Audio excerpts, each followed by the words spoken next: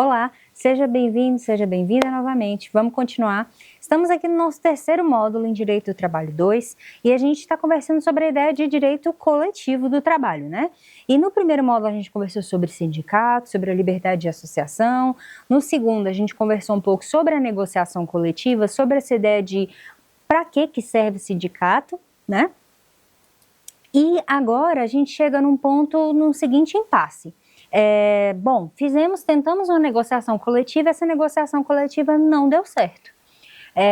Uma das primeiras coisas, né, que a gente conversa sobre é um direito que é garantido pela nossa Constituição, está lá no artigo 9º, é o direito de greve, né? E a gente já começa entendendo que o direito de greve, ele é um direito garantido ao empregado, tá? A todo empregado.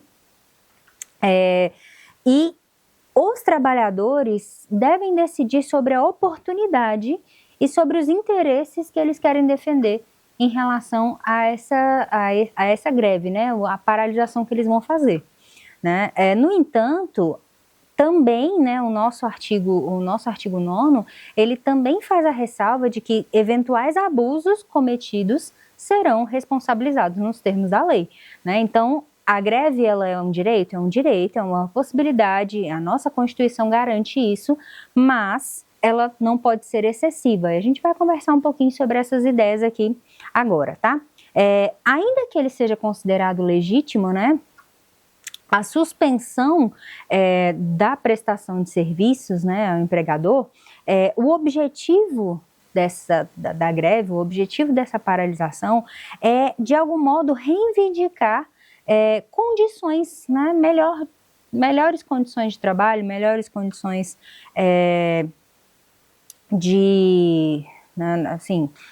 melhores relações de trabalho, né, melhores condições de trabalho, e isso é importante, né, já dizer que isso é uma ideia coletiva mesmo, tá? Inclusive, não existe greve de uma pessoa só, tá?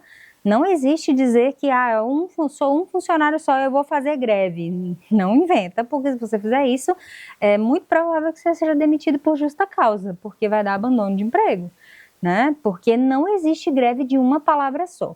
E já para dizer, né, falar sobre isso, a ideia de greve, a palavra greve, ela vem do francês e não tem nada a ver com paralisação em geral, né?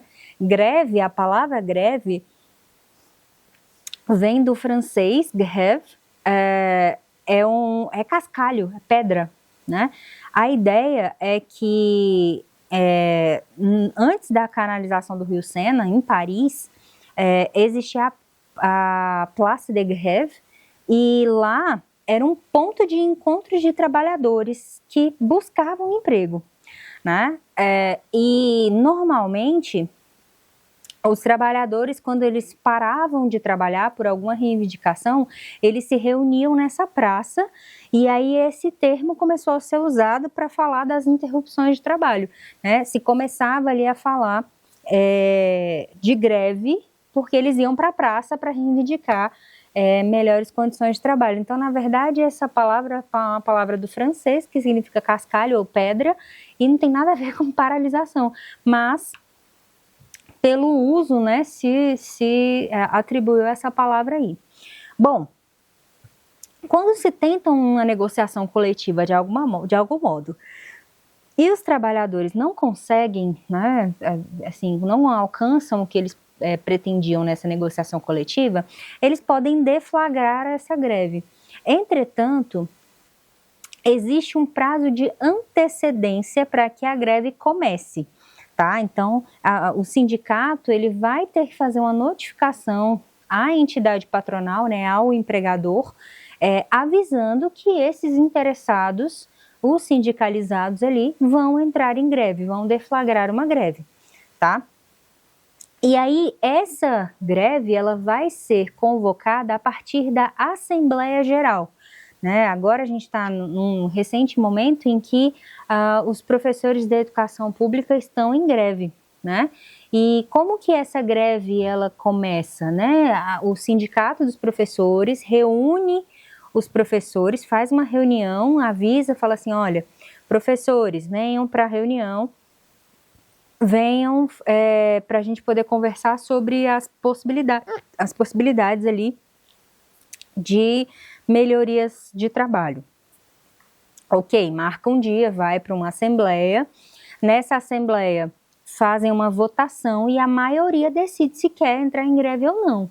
A partir do momento em que fala quero entrar em greve, ok, a gente tem um prazo, né, que é de no mínimo 48 horas para serviços não essenciais, para que se comece a greve. Mas quando a gente fala em serviços essenciais, esse prazo é um pouquinho maior, ele é de 72 horas, tá? Para que se faça a comunicação de que a greve vai se iniciar, tá? Bom, a greve, na verdade, né, ela é, acima de qualquer coisa, um fato social. Ela é estudada não só pelo direito, mas também pela sociologia, tá? A greve, ela não, né, assim, sozinha, né, ela não estaria regulamentada pelo direito. Greve em si não é algo a ser regulamentado pelo direito. Entretanto, pelos efeitos que ela causa, né, pelo efeito que ela causa ali na paralisação da prestação de um serviço ou no fornecimento de um bem ali, aí sim ela passa a ter uma relação direta com o direito do trabalho, né? Afinal de contas, por exemplo, existe a greve de fome, mas uma greve de fome não tem nada a ver com o direito do trabalho.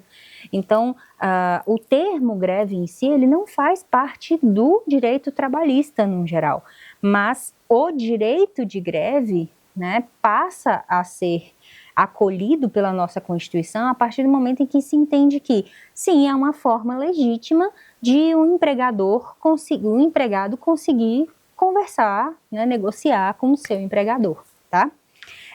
No Brasil, a norma que faz,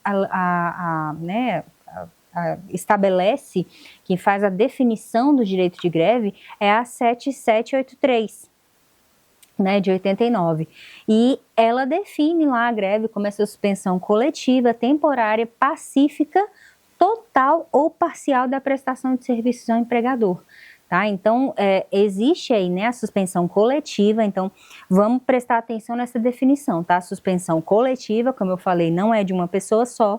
Temporária, ela tem um período a ser trabalhado ali, né, tem um período a ser estipulado.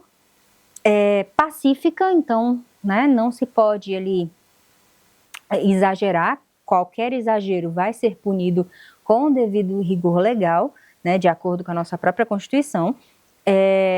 A paralisação é total ou parcial, né, depende, normalmente parcial, principalmente para serviços essenciais, tá? E também, né, para-se ali, né, a prestação de serviços ao empregador, seja do que ele esteja fornecendo, né?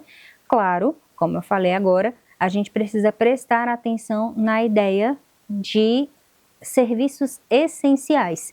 E aí, bom, antes da gente entrar nesse ponto, a gente tem que entrar nas classificações da greve, no sentido de que, bom, existem formas de você classificar uma greve, e a primeira delas é quanto à legalidade. Né? Existem greves lícitas, existem greves ilícitas e existem greves abusivas, né? E assim, basicamente essa diferenciação é em respeito ao segmento das determinações legais, né? Quando a greve é lícita, ela está seguindo as determinações legais, ela está seguindo todos os trâmites certinho, a comunicação, o tempo, né, de início da greve, tudo bonitinho, foi tudo feito dentro da legalidade. Então, ok, essa greve é lícita. Uma greve ilícita, por exemplo, é uma que não respeite o início que não respeite, por exemplo, a comunicação da greve, né? Essa greve ela passa a ser ilícita, por quê? Porque ela está descumprindo algo que está presente na legislação. Tá? E as greves, quando elas são abusivas, é porque elas estão passando dos limites permitidos por lei. Então, está existindo algum tipo de abuso, por exemplo, alguma deterioração da fábrica, né, ou, enfim, do local de trabalho, algo que pretende, posteriormente, a legislação punir com alguma severidade, tá? Outra forma de classificar a greve, extensão. A gente tem a greve global, né, que aí vai atingir todas as empresas ou todos os setores daquela categoria. E a gente tem as greves parciais, que são aquelas greves que afetam apenas algumas empresas daquela mesma categoria. E a gente tem as greves de empresa, que é dentro da empresa, tá? Então, estamos falando aí de níveis, né, de extensão dessa greve. Temos também o exercício. A gente tem a greve contínua, né, que é uma paralisação ininterrupta. A gente tem uma greve intermitente, que aí a gente fica trabalhando um tempo, para um tempo, trabalha um tempo, para um tempo, né, com períodos alternados. A gente tem a greve rotativa, que aí são grupos distintos que vão fazendo turnos alternados de greve, tá, mantendo a pressão constante. E a gente tem uma greve branca, né, que é chamada de greve branca, que os trabalhadores, eles permanecem nos seus postos, eles continuam em trabalhar, mas eles param de fazer o que eles precisam fazer. Eles estão lá na empresa, mas eles param de trabalhar, tá?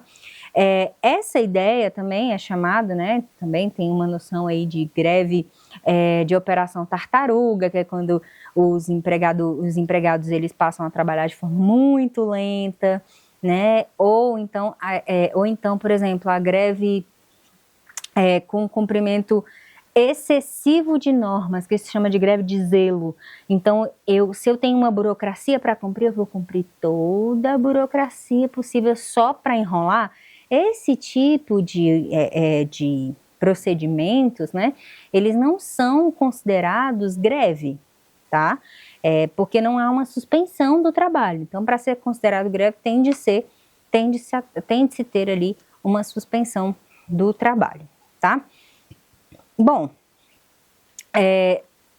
falamos aí sobre, ok, né, vamos fazer a greve, temos que avisar. Como eu disse, 48 horas para serviços não essenciais, 72 horas para serviços essenciais. O que são serviços essenciais? E aí, a nossa Constituição de 88, ela não proíbe a greve em atividades essenciais, mas ela define que alguns serviços, né, que estão ali no artigo 10 da 7783, são esses serviços essenciais, e esse rol é taxativo. Quais são? Tratamento e abastecimento de água, produção e distribuição de energia elétrica, gás e combustível, assistência médica e hospitalar, distribuição e comercialização de medicamentos e alimentos, serviços funerários, transporte coletivo, capacitação e tratamento de esgoto e de lixo, telecomunicações, guarda, uso e controle de substâncias radioativas, materiais nucleares, controle de tráfego aéreo, compensação bancária, tá? Aí também tem uma outra questão.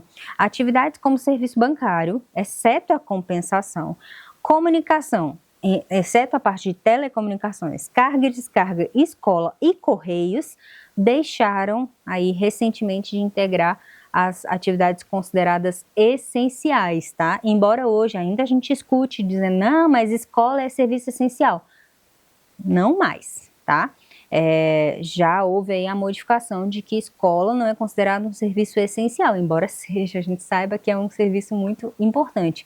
Mas a ideia do rol da Lei 7783 é trazer para você uma ideia de que, bom, algo que vai mexer com o funcionamento e possivelmente com a sua vida, não pode parar, tá? Então, serviço hospitalar, serviço de abastecimento de água, de energia, tá? São coisas que funcionam ali, tem que funcionar a todo tempo. Pode ter greve? Pode, mas não pode parar 100%, tá? E aí essas ideias que, bom, o que é essencial é aquilo que é considerado inadiável, tá? O não atendimento coloca em perigo a sua sobrevivência, a sua saúde e a segurança da população. Então, isso não pode parar de jeito nenhum, tá? Bom, com isso a gente termina aqui essa ideia de direito de greve. Eu espero que você realize aí as atividades que estão no seu material. Qualquer dúvida que você tiver, entre em contato conosco pela tutoria. Eu estou à disposição. Tchau, tchau.